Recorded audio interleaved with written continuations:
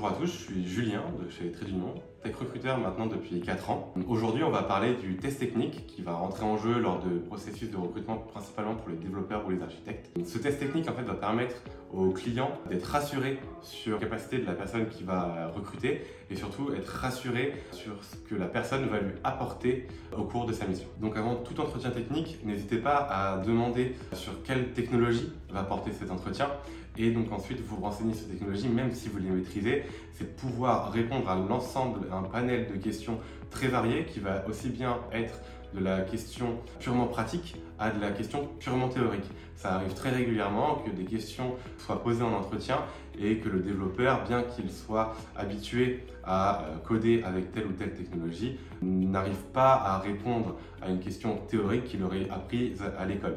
Donc vraiment le conseil, ça va être de reprendre typiquement les handbooks ou ce genre de choses pour pouvoir répondre à toute question et ne pas être pris au dépourvu. N'hésitez pas également à vous entraîner à des questions plus orientées algorithmie sur des plateformes comme LeetCode.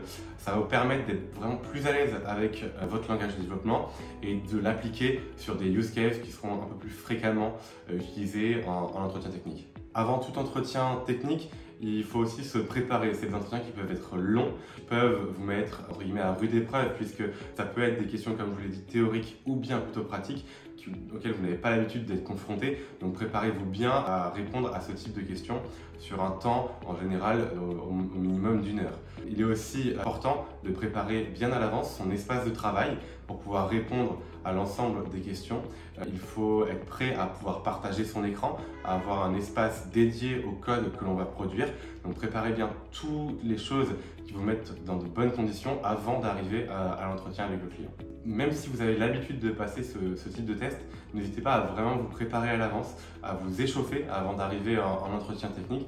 Ça va vous permettre de vous démarquer des autres consultants qui passent eux aussi ce test et du coup pouvoir obtenir la mission qui vous est proposée.